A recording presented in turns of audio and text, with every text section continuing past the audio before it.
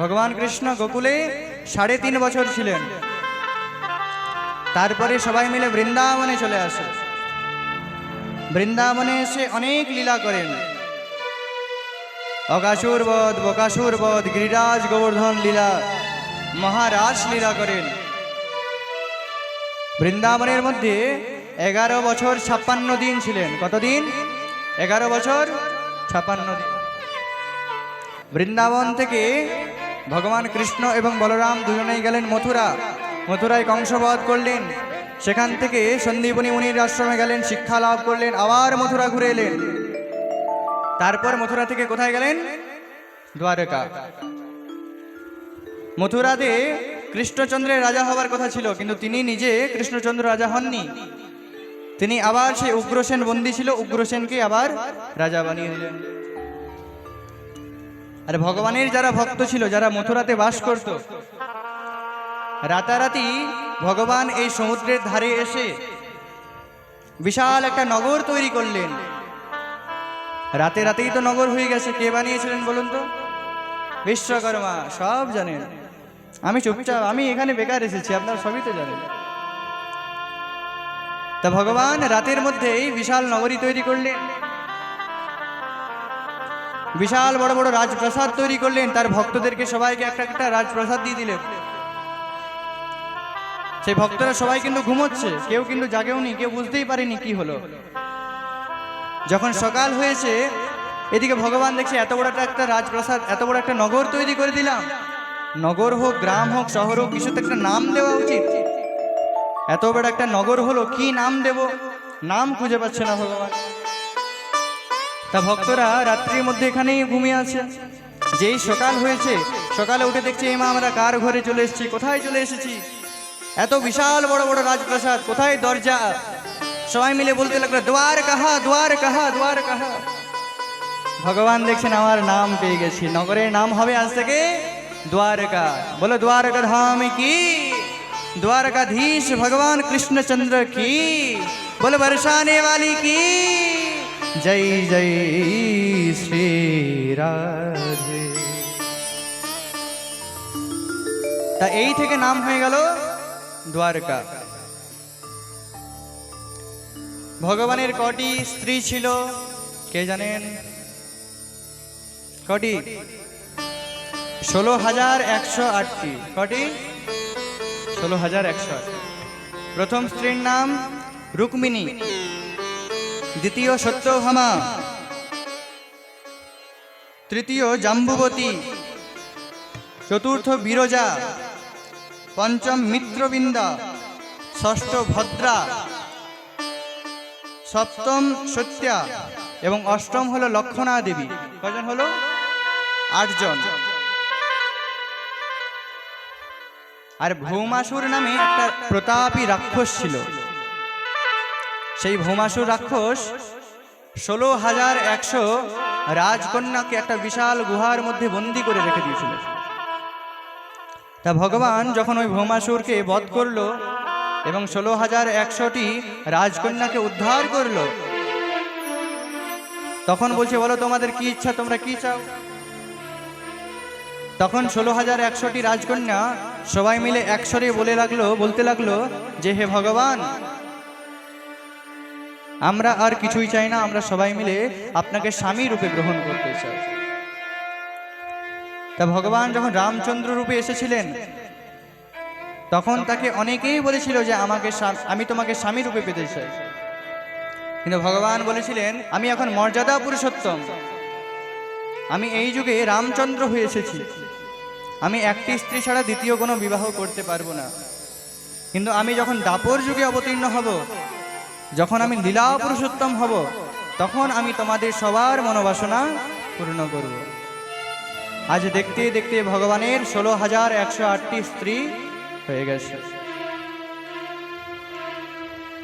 এক সময় এই 16,108টি রমণী সবাই মিলে ভগবানের কাছে এসে বলছে হে ভগবান, আমাদের সবাইকে আপনি 10টি করে পুত্র এবং 1টি করে কন্যা প্রদান করুন। ওই 16,108টি রমণীর গর্ভ হইতে ভগবানের 16,108টি স্ত্রীর থেকেই 10টি করে পুত্র এবং 1টি করে কন্যা জন্মগ্রহণ করেছিল। এখন ভগবানের ফ্যামিলি মেম্বার হয়ে গেল 56 কোটি। ওই 56 কোটি যদুবংশীয় ভগবানের উঠোনের মধ্যেই ঘোরাফেরা করে। প্রেম সে বলো, ভগবানের ফ্যামিলি মেম্বার কতজন হলো? 56 কোটি। ভগবানের বাচ্চাদের পড়ানোর জন্য যে টিউশনের মাস্টার করা হয় না, ওই টিউটর, ওই মাস্টারগুলো রাখা হয়েছিল 3,88,00,000। এতগুলো মাস্টার ছিল।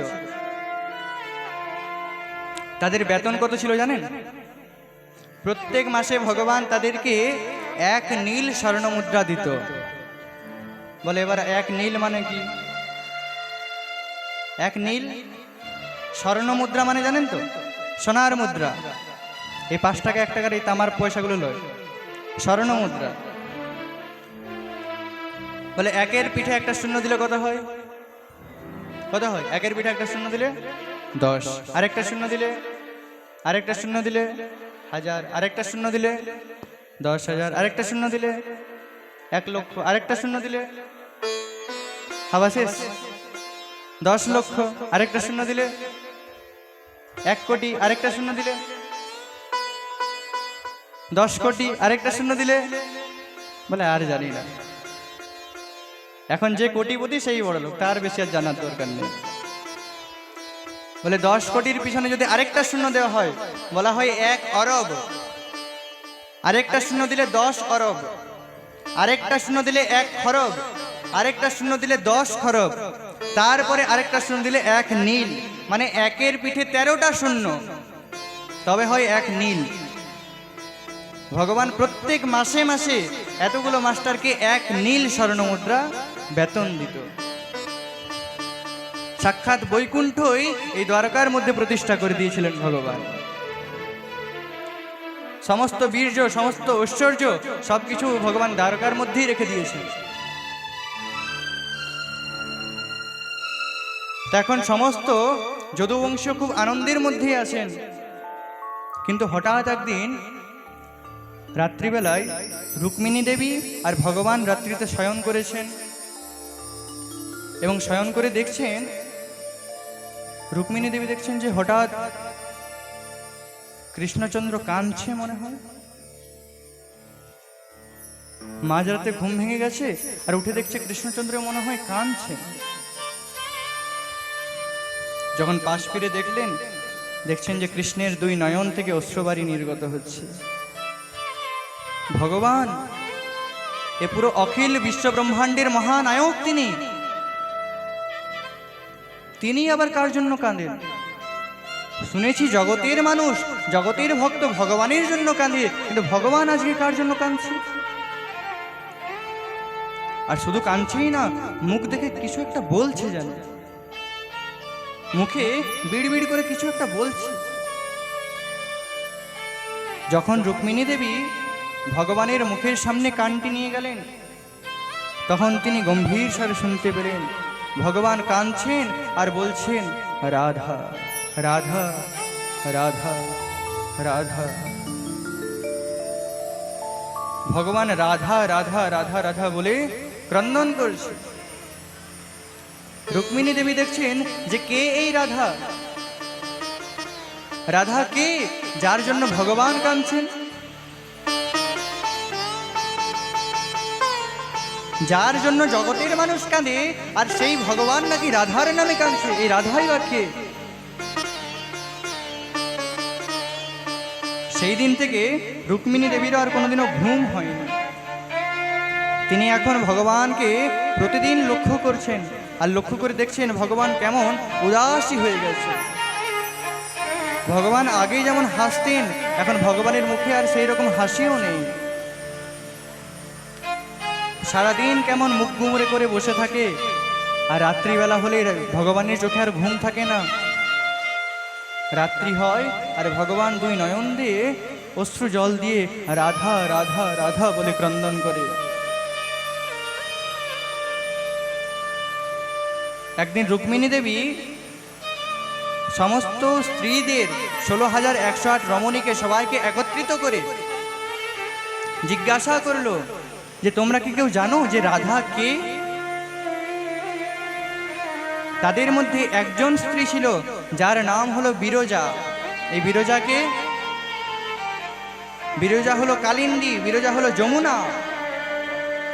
বৃন্দাবনের মধ্যে যে যমুনা আছে সেই যমুনায় স্ত্রী রূপে ভগবানের অর্ধাঙ্গিনী ছিলেন, যার নাম ছিল বিরজা। সেই বিরজা বলছে যে আমি জানি রাধাকে। ভগবান যখন বৃন্দাবনে লীলা করতেন তখন রাধাকে নিয়ে এসে আমার তীরেই ভগবান লীলা করতেন। আমি জানি রাধাকে, কিন্তু আমি আমার মুখ দিয়ে বলতে পারবো না যে রাধা কি জিনিস, রাধা কি তত্ত্ব। আমার সেই ক্ষমতা নেই যে আমি রাধার মহিমা কীর্তন করব। তবে আর কে জানে? বলে দ্বারকার মধ্যে আরেকজন আছে যে রাধাকে জানে। কে? তিনি হলেন রোহিণী দেবী। বলরামের মা হলেন রোহিণী দেবী। সেই রোহিণী দেবী তিনি মথুরাতেও ছিলেন, তিনি গোকুলেও ছিলেন, তিনি বৃন্দাবনেও ছিলেন, এবং তিনি আমাদের মাঝে এখন দ্বারকার মধ্যেও আছেন। ওই রোহিণী দেবী বলতে পারবেন যে রাধা কে, রাধা জিনিস কি, রাধা তত্ত্ব কি। তাই একদিন রুক্মিণী দেবী 16,108 রমণীকে নিয়ে সবাই মিলে গেলেন রোহিণী দেবীর কাছে। রোহিণী দেবীর কাছে গিয়ে বলছেন, হে মাতা, এই রাধা কে? যেই না মাত্র রোহিণী দেবী শুনেছে রাধা কে, খবরদার বলে উঠলো, আর কোনোদিনও ওই রাধা নাম উচ্চারণ করো না। দ্বারকার মধ্যে কদাপিও রাধা নাম বলবে না। বলে কেন? যদি কৃষ্ণচন্দ্র রাধা নাম একবার শুনতে পেয়ে যায়, ওই কৃষ্ণচন্দ্র দ্বারকার মধ্যে থাকবে না, তোমরা কেউ আর তাকে ধরে রাখতে পারবে না। তাই আজ থেকে আর কদাপিও এই রাধার নাম কেউ উচ্চারণ করবে না। এদিকে রুক্মিণী দেবীর মনে তো আরো কৌতূহল বেড়ে গেল যে রাধা নাম কীর্তন করবো না, রাধা নাম করলে কৃষ্ণ থাকবে না, কৃষ্ণ চলে যাবে, কি ব্যাপার, রাধা কে? যখন রুক্মিণী দেবী জোর করলেন না, তখন রোহিণী দেবী বললেন যে তোমাকে যদি জানতেই হয় তবে আজকে না, যেদিন কৃষ্ণচন্দ্র এই রাজমহলে থাকবে না সেদিন আমি তোমাদের বলবো যে রাধাকে। আজ দেখতে দেখতে ভগবান গেলেন সুধর্ম সভার মধ্যে। সেখানে গিয়ে প্রজাদেরকে ডেকে নিয়ে এক সভার আয়োজন করেছে। রাজ্য কেমন করে চালাতে হবে, প্রজাদের কিসে শান্তি হবে, কিসে সুখ হবে, প্রজাদের কিভাবে মঙ্গল করা যাবে, সেই নিয়ে আলোচনা করতে বসেছে। আর এইদিকে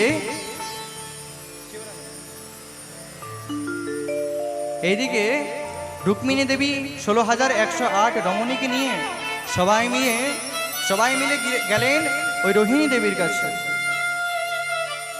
রোহিণী দেবীর কাছে গিয়ে বলছেন, হে মাতা, আজ তো কৃষ্ণচন্দ্র নেই, আজ বলরামও নেই, আজকে কৃপা করে আমাদের বলুন, আমাদেরকে বলতেই হবে, আমরা জানতে চাই যে এই রাধাকে, যার জন্য ভগবান কাঁদে। তখন রোহিণী দেবীকে একটা উঁচু জায়গার মধ্যে রাখলেন এবং সবাই তার পদদলের মধ্যে গিয়ে বসলেন। গিয়ে বলছেন, এইবারে তুমি রাধা নাম কীর্তন করো। রাধা কে, রাধা তত্ত্ব কি, আমাদের জানতে খুব ইচ্ছা হচ্ছে। তুমি এইবার বলো যে রাধা কে, কার জন্য ভগবান এত কাঁদে। শুনেছি বৃন্দাবনের আলাভোলা গোয়ালিনী ছিল রাধা। রোহিণী দেবী বলছে, না, সে শুধু গোয়ালিনী ছিল না, সেই রাধা অন্য কেউ না। রাধা কৃষ্ণ কোনো আলাদা বস্তু না, যেই রাধা সেই কৃষ্ণ। রাধা ছাড়া তো কৃষ্ণ জন্মই রাধা। বৃন্দাবনে এত মাধুর্য লীলা, যদি রাধারানী না থাকতো তবে কোনো লীলাই হতো না। বৃন্দাবনে ভগবান যখন গিরিরাজ ধারণ করেছিলেন, বাম হাতের কনিষ্ঠা আঙ্গুলের নখের অগ্রভাগে যখন ভগবান গিরিরাজকে ধারণ করলেন, তোমার কি মনে হয় যে 7 দিনের ওই 7 বছরের একটা ছোট্ট শিশু 7 দিন 7 রাত্রি ধরে গিরিরাজকে ধারণ করতে পারবে? ভগবানের মধ্যে ওই রাধারানী শক্তি সঞ্চার করেছিল বলে ভগবান সেই গিরিরাজকে ধারণ করতে পেরেছিল। ভগবানের জন্ম থেকে সমস্ত লীলা কথা আস্তে আস্তে বলতে আরম্ভ করল। ভগবান যা কিছু লীলা করেন সব কিছুর শক্তি এই রাধারানী তাকে সঞ্চার করে। 1 টাকার কয়েন দেখেছো? 1 টাকার যেমন এইদিকে 1 পিঠ থাকে, এইদিকে আরেক পিঠ থাকে, তেমনি বস্তু একই, একদিক হলো কৃষ্ণ আর একদিক হলো রাধা। রাধা কৃষ্ণ কোনো প্রেমিক প্রেমিকা নয়, একজন ভগবান, একজন ভগবানের শুদ্ধ ভক্ত। রাধারানী আমাদেরকে শিক্ষা দেওয়ার জন্য তিনি দেখিয়ে গেছেন যে কৃষ্ণকে কেমনভাবে ভালোবাসতে হয়, কৃষ্ণকে কেমনভাবে সেবা করতে হয়, কৃষ্ণকে কেমনভাবে ভজনা করতে হয়, কৃষ্ণর জন্য এই জগতের মাঝে কেমনভাবে নিজেকে কলঙ্কিনী হতে হয়, সে রাধারানী আমাদেরকে শিক্ষা দিয়ে গেছেন। ওই লীলা মজনুর মতো ওই কৃষ্ণ রাধা নয়। ভগবান যা কিছু লীলা করেন সব কিছুর মধ্যে মাধুর্য, শক্তি, যা কিছুই বলো সবকিছু সঞ্চার করে একমাত্র রাধারানী। যেই না বারবার রাধা রাধা বলছে, ওইদিকে সুধর্ম সভায় বসেছিল কৃষ্ণ, আর কৃষ্ণর মনটা কেমন কেমন হয়ে উঠল যে আর ভালো লাগছে না, আর আলোচনা করতে ভালো লাগছে না, আর সবাই বসতেই ভালো লাগছে না, আমার কেমন যেন হচ্ছে, সারা মুখ কান লাল হয়ে যাচ্ছে, অশ্রু ঘামের অশ্রু বাড়ি বার হচ্ছে। বলরাম তো দেখে অবাক হয়ে গেছে, বলে ভাই তোর কি এমন হয়ে গেল? কৃষ্ণ বলছে জানি না দাদা, আমি জানি না, কিন্তু আমার কেমন একটা হচ্ছে, আমার বসে থাকতে খুব যন্ত্রণা হচ্ছে, অসহ্যকর ব্যাপার হয়ে যাচ্ছে।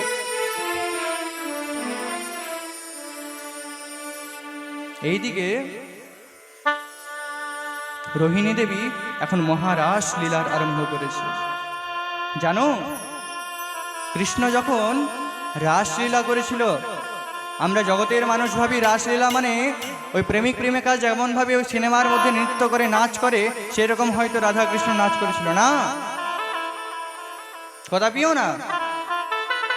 কৃষ্ণকে কেমন ভাবে ডাকতে হয়, কৃষ্ণর দর্শন বিনা মানুষের কতটা কষ্ট হতে পারে, সেটা রাধারানী আমাদেরকে শিক্ষা দিয়ে গেছে। রাসলীলা অন্য কিছুই না, এই জীবাত্মা আর পরমাত্মার মিলনকেই বলা হয় রাসলীলা। শুধু রাধা কৃষ্ণর মধ্যে রাসলীলা হয় না, ভক্ত আর ভগবানের মধ্যে রাসলীলা হয়। ভক্ত যেখানে ভগবানকে সন্তুষ্ট করার জন্য নিজের সর্বস্ব উৎসর্গ করে দেয়, তাকেই বলা হয় রাসলীলা। এই রাসলীলাতে অংশগ্রহণ করার জন্য কৈলাস ছেড়ে মহাদেবও এসেছিলেন, কিন্তু মহাদেব সেই রাসলীলার মধ্যে ঢুকতে পারেনি। বলে রাসলীলা কেন, বৃন্দাবন যাওয়া সবার ভাগ্যে হয় না। যতদিন না রাধারানী তাকে ডাকছে, কারোর কোনো ক্ষমতা নেই সে বৃন্দাবন চলে যাবে। বৃন্দাবন যেতে হলে রাধারানীর কৃপা থাকা চাই। তাই মহাদেব কৈলাস ছেড়ে এসেছিল রাসলীলায় অংশগ্রহণ করার জন্য, কিন্তু এসে পরে ওই রাসলীলার বাইরে তাকে দাঁড়িয়ে থাকতে হয়েছিল। রাধারানী এমন একজন যে বৃন্দাবনে প্রবেশ করার জন্য রাধারানীকে ডাকতে হবে। রাসলীলায় প্রবেশ করার জন্য মহাদেব রাধারানীর ধ্যান করেছিল, রাধারানীর তপস্যা করেছিল। কি সেই কৈলাস অধিপতি, কৈলাসের রাজা মহাদেব ভোলেনাথ, সে কিনা রাধাকে ডাকে? বলে হ্যাঁ, রাধা কোনো সামান্য বস্তু নয়। শ্রী রাধা মেরি স্বামিনী, मैं राधे को दास, जन्म जन्म मोहे दीजियो, श्री वृंदावन को वास। মহাদেব সেই বৃন্দাবনের মধ্যেই তপস্যা করতে আরম্ভ করে দিলেন এবং রাধারানীর স্তোত্র গান করতে লাগলেন। এখন যে স্তোত্রগুলো গাইব সেটা মহাদেব গেয়েছিলেন।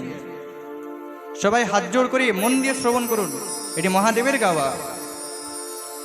মুনীন্দ্র বৃন্দবন্দিতে ত্রিলোক শোক হারিণী, प्रसन्न वक्त्र पंकजे निकुंज भुविलासिनी, ब्रजेन्द्र भानु नंदिनी, ब्रजेन्द्र सोनो संगते, कदा करिष्यसि मां कृपाकटाक्ष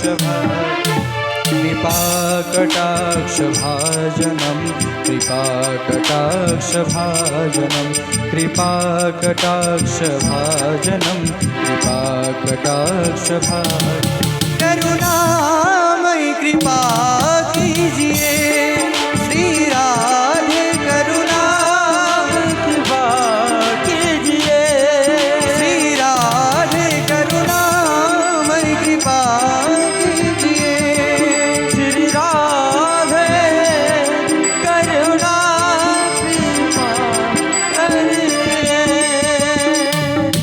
अशोक वृक्षवल्लरी वितान मंडपस्थिते प्रबालवल्लभ प्रभारुणाङ्घ्रिकोमले वराभय स्फुरत् करे प्रभूत सम्पदालये कदा करिष्यसि मां कृपाकटाक्षभाजनं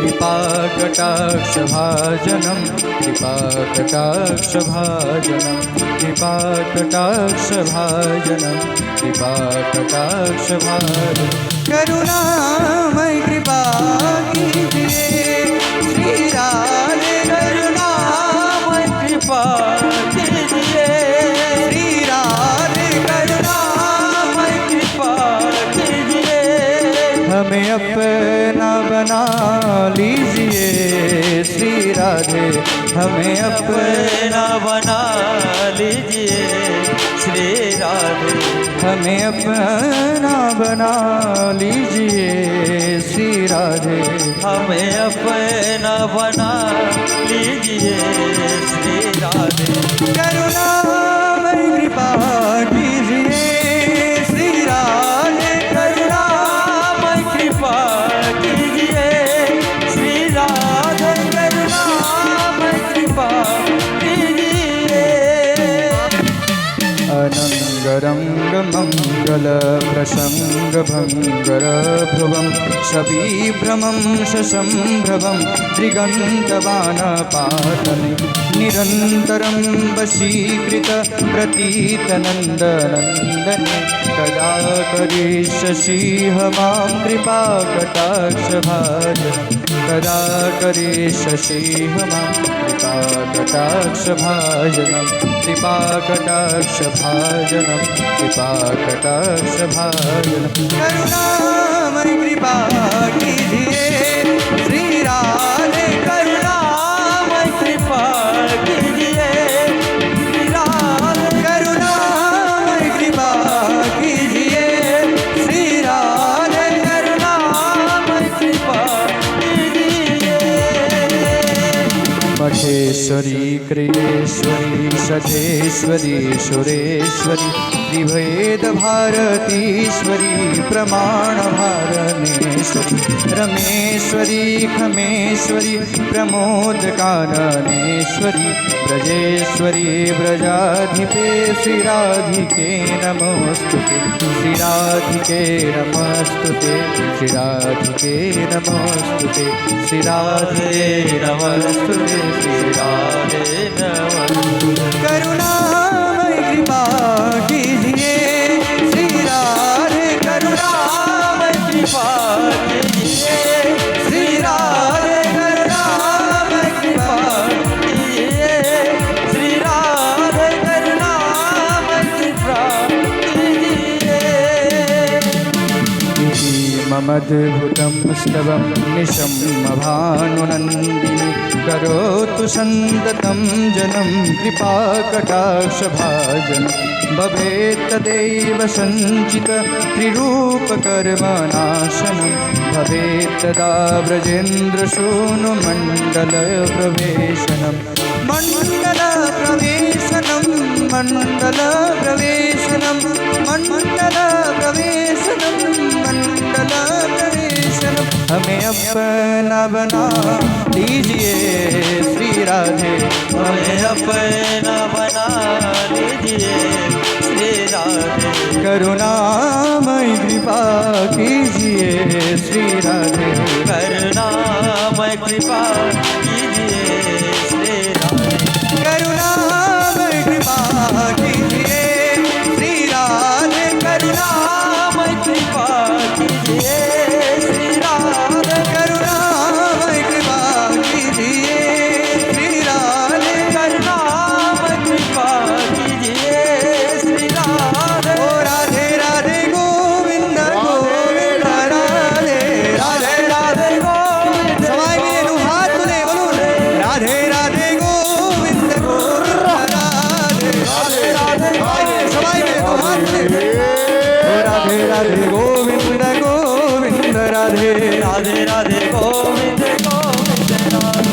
রাধে রাধে গোবিন্দ গোবিন্দ রাধে রাধে রাধে গোবিন্দ গোবিন্দ রাধে ও রাধে রাধে গোবিন্দ গোবিন্দ রাধে সবাই বলো রাধে রাধে গোবিন্দ গোবিন্দ রাধে বলো রাধে রাধে একবার আমি একবার আপনারা রাধে রাধে জোরে জোরে রাধে রাধে আরো জোরে রাধে রাধে ও রাধে রাধে রাধে রাধে রাধে রাধে রাধে রাধে উচ্চ স্বরে ও রাধে রাধে রাধে রাধে রাধে রাধে রাধে রাধে বলো রাধে রাধে রাধে রাধে রাধে রাধে ও রাধে রাধে গোবিন্দ গোবিন্দ রাধে রাধে রাধে গোবিন্দ গোবিন্দ রাধে বলো রাধে রাধে গোবিন্দ গোবিন্দ রাধে রাধে রাধে গোবিন্দ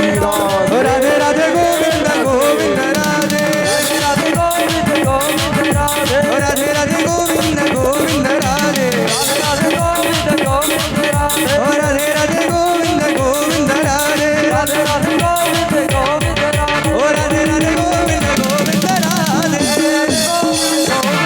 ও রাধে রাধে গোবিন্দ গোবিন্দ রাধे बोले बरसाने वाली राधा रानी सरकार की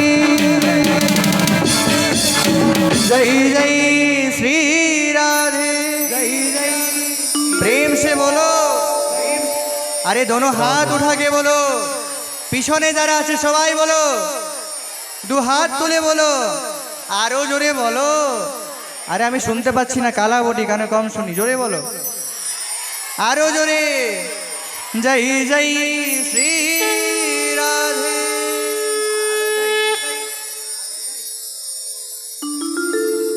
রাধারানীর গুণকীর্তন করছে কে রোহিণী দেবী কাদের কাছে রুক্মিণী সহ 16,108 রমণীর কাছে তিনি বারবার যখন বলছে রাধা রাধা এই রাধা কে রাধা কৃষ্ণের মধ্যে শক্তি সঞ্চার করে রাধা কে রাধা কৃষ্ণের লীলায় সহযোগিতা করে রাধা কে রাধা কৃষ্ণের লীলায় মাধুর্যতা আনে বারবার যখন বলছে রাধা রাধা রাধা কোথায় ছিল সেই সুধর্ম সবাই কৃষ্ণ আর বলরাম কৃষ্ণ সেইখানে বসে কানের মধ্যে শুনতে পাচ্ছে রাধা রাধা রাধা রাধা কৃষ্ণ আর এক মুহূর্তও সেইখানে বসে থাকতে পারছে না তিনি ছটফট করতে আরম্ভ করেছেন তিনি ছটফট করছেন কোথায় রাধা নাম কীর্তন হচ্ছে কোথায় কে রাধা রাধা বলছে আমি এখনই সেইখানে যাব যেমন করে মুরলীধ্বনি করে হরিণকে বশীকরণ করা হয় যেমন করে বীণ বাজিয়ে কোনো নাগিনকে বশীকরণ করা হয় ঠিক তেমনি কৃষ্ণকে যদি বশীকরণ করতে হয় তবে রাধা নামের কীর্তন করতে হবে হরিণ জানে যে ওই মুরলীর ধ্বনি শুনে আমি যদি তার কাছে যাই সে আমাকে বন্দি করে নেবে সর্প জানে যদি আমি ওই বীণের শব্দ শুনে আমি তার কাছে যাই সে আমাকে ধরে সারা জীবনের জন্য বন্দি করে রেখে দেবে কৃষ্ণও জানে যদি আমি রাধা নাম স্মরণ করে তার কাছে যাই তবে আমি তার কাছে জন্ম জন্মান্তরের দাস হয়ে যাব তাও কৃষ্ণ সেখানে আর এক মুহূর্ত দাঁড়িয়ে থাকতে পারছে না কোথায় রাধা কোথায় রাধা দাদা মনে হচ্ছে বৃন্দাবন থেকে কেউ এসেছে ওই বৃন্দাবনের রাধারানীর কথা এইখানে কে কীর্তন করছে কেউ তো জানে না এখানে রাধারানীর কথা কেউ জানে না কেই বা জানে রাধারানী কে কোথায় ছিল সুধর্ম সভা আর কোথায় সেই কৃষ্ণের রাজপ্রাসাদ কৃষ্ণ দৌড়াতে দৌড়াতে রথের মধ্যে চেপে আজকে সেই রাজপ্রাসাদের দিকে দৌড়ে আসছে এইদিকে রোহিণী দেবী তো জানে যে কেউ আসুক আর নাই আসুক কৃষ্ণ ঠিক আসবে তাই ওই রুক্মিণী দেবী আগে থেকে সুভদ্রাকে বলেছিল যে হে সুভদ্রা আমি তো এখন রাধা তত্ত্ব এদেরকে শ্রবণ করাচ্ছি তুমি বাইরে দরজায় দাঁড়াও তুমি কাউকেই এই রাজপ্রাসাদের মধ্যে প্রবেশ করতে দিও না যেই আসো কাউকেই তুমি প্রবেশ করতে দেবে না বলে যদি রাজাধিরাজ কৃষ্ণচন্দ্র ভগবান আসে বলে তাকে তো আরোই দেবে না কৃষ্ণ আর বলরামকে খবরদার এই রাজপ্রাসাদের মধ্যে এখন ঢুকতে দিও না কারণ ভিতরে আমি রাধা নাম রাধার মহিমা আমি রাধা তত্ত্ব বিশ্লেষণ করছি যদি কৃষ্ণ একবার এসে যায় কৃষ্ণ আর থাকতে পারবে না বাইরে দরজার মধ্যে পাহারা দিচ্ছে সুভদ্রা মহারানী, আর কৃষ্ণ দৌড়াতে দৌড়াতে সেখানে এসে উপস্থিত হয়েছে। আর যেই না রাজপ্রাসাদে ঢুকতে যাবে, সুভদ্রা মহারানী তখনই তাকে আটকিয়েছে। আটকিয়ে বলছে যে, হে দাদা, তোমার এখন ভিতরে যাওয়া যাবে না। বলে, আরে বাবা, আমার রাজপ্রাসাদ, আমার গৃহ, আমার বাড়ি, আর আমি ঢুকতে পারবো না? বলে, রোহিণী দেবী এখন তোমাকে আর বলদেবকে এই রাজপ্রাসাদের মধ্যে ঢুকতে মানা করেছে। বলে, ঢুকতে দেবে না ঠিক আছে, কিন্তু আমি দরজায় দাঁড়িয়ে আমি ভিতরে রাধা নামটা আমি শ্রবণ করতে পারি? বলে, হ্যাঁ সেটা পারো। ভিতরে চলছে রাধা রামের মহিমা, রাধার গুণ কীর্তন করছে, আর দরজার বাইরে থেকে জগন্নাথ, বলরাম এবং সুভদ্রা, ওই কৃষ্ণচন্দ্র, বলরাম আর সুভদ্রা মহারানী তিনজনেই দরজার বাইরে দাঁড়িয়ে কান পেতে ভিতরে রাধা নাম শ্রবণ করছে। সব থেকে শক্ত বস্তু লোহা, লোহাকেও যদি ঠিক পরিমাণে আগুন দেওয়া হয়, উষ্ণ দেওয়া হয়, উষ্ণতা দেওয়া হয়, গরম করা হয়, সেই লোহাকেও তরলের মতো গলানো যায়। লোহা যতই শক্ত হোক তাকেও গলানো যায়। তেমনি কৃষ্ণ যত বড়ই মালিক হোক, যতই বিশ্ব ব্রহ্মাণ্ডের মহানায়ক হোক, ওই কৃষ্ণকেও গলানো যায়। কি দিয়ে? রাধা নাম দিয়ে, রাধা প্রেম দিয়ে কৃষ্ণকেও গলানো যায়, কৃষ্ণকেও বশীকরণ করা যায়, কৃষ্ণকেও নিজের কাছে বন্দী করে রাখা যায় একমাত্র রাধা নাম দিয়ে। যেমন করে ওই শক্ত লোহা গলে যায়, আজ কৃষ্ণ, বলরাম এবং সুভদ্রা মহারানী দরজার বাইরে দাঁড়িয়ে রাধা নাম শ্রবণ করতে করতে তিনজনাই আজকে গলতে আরম্ভ করে গেছে। সেই কৃষ্ণের, বলরামের এবং সুভদ্রা মহারানীর তাদের চোখ গলে যাচ্ছে, কান গলে যাচ্ছে, মাথার চুল খসে পড়ে যাচ্ছে, তাদের হাত গলে যাচ্ছে, পা গলে যাচ্ছে, কেমন একটা মাংস পিণ্ডের মতো হয়ে গেল। কি অদ্ভুত দেখতে হয়ে গেল। চোখ তো গলে গেছে, ভিতরের বড় বড় চোখের কোটরিগুলো দেখা যাচ্ছে। ভগবানের কান নেই, মাথার মধ্যে এত সুন্দর কোকড়ানো চুল ছিল, সেই চুল পর্যন্ত চলে গেছে। ভগবানের হাত নেই, পা নেই, কেমনই একটা বিভৎসিত দেহ। আর সেই সময়ই নারায়ণ নারায়ণ নাম করতে করতে নারদ মুনি সেখানে উপস্থিত হয়ে গেছে।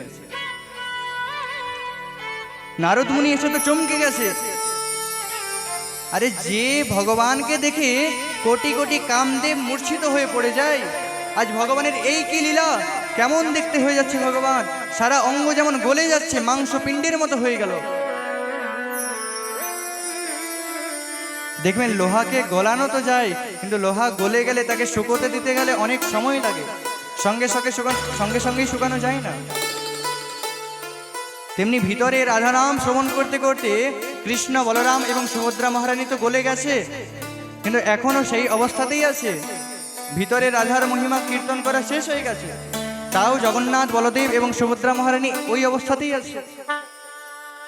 অনেকক্ষণ পর কৃষ্ণচন্দ্র আবার আগের অবস্থায় ফিরে এলো। আর যেই না আগের অবস্থায় ফিরে এসেছে, এসে দেখছে, আরে নারদ, তুমি কখন এলে? নারদ বলছে, আমি তো অনেকক্ষণ আগে এসেছি, আমি অনেক আগে এসেছি, এসে দেখলাম তোমার কি অপরূপ লীলা। ভগবান বলছে, তুমি বর চাও? কি বর চাই? আজ আমি অনেক খুশি হয়েছি, আমি আজকে বহু দিন পর রাধা নাম শ্রবণ করতে পেরেছি, রাধার কীর্তন শ্রবণ করতে পেরেছি, রাধার মহিমা আমি শুনতে পেরেছি, আজ আমি অনেক খুশি হয়েছি। বলো নারদ, নারদ তুমি বলো কি চাও? তখন নারদ মুনি বললেন যে, আপনি কৃপা করে আমাকে যে রূপ দর্শন দিয়েছেন, আমার একটাই চাওয়া যে শুধু আমি নই, এই জগৎবাসী সবাই যেন তোমাকে, বলদেবকে এবং সুভদ্রা মহারানীকে এই রূপেই দর্শন করে। ভগবান প্রসন্ন হয়ে তাকে তথাস্তু বরদান দিলেন এবং বললেন, আমি যখন কলিকালে যাব, কলিকালে অবতীর্ণ হব, তখন আমি পুরী শ্রীক্ষেত্র ধামে এই জগন্নাথ, বলদেব এবং সুভদ্রা মহারানী আমরা তিনজনে তোমার ইচ্ছাতে, তোমার বর প্রার্থনায় আমরা তিনজন গিয়েই জগৎবাসীকে উদ্ধার করব, আমরা এই রূপেই যাব। বলো জগন্নাথ, বলদেব, সুভদ্রা মাইয়া কি। তা কৃষ্ণচন্দ্র থেকে জগন্নাথ এইভাবে রাধা নাম কীর্তন শ্রবণ করার মাধ্যমে একে একে গলতে আরম্ভ করলো। আচ্ছা, এখানে একটা প্রশ্ন হতে পারে যে জগন্নাথের হাত আছে, বলরামের হাত আছে, সুভদ্রা মহারানীর হাত কই? বলে কৃষ্ণ আর বলরাম তো পরে এসেছিল, কিন্তু সুভদ্রা মহারানী প্রথম থেকেই সেইখানে দাঁড়িয়ে আছে। তাদের থেকে বেশি সময় ধরে সুভদ্রা মহারানী সেই রাধা নাম শ্রবণ করেছিল। তাই কৃষ্ণ আর বলরাম একটু হলেও কম গলেছে, বেশি তো গলেছে সুভদ্রা মহারানী। তাই সুভদ্রা মহারানীর হাত পা কিচ্ছু নেই। আজ সেই রূপ নিয়ে জগন্নাথ দেব আজও পুরী ধামে এখনো বর্তমান। আর ভগবান বললেন, যে আমাকে দর্শন করবে তার আর কোনোদিনও পুনর্জন্ম হবে না, যে আমার প্রসাদ সেবন করবে তার সমস্ত পাপ মুছে যাবে। প্রেম সে বলো।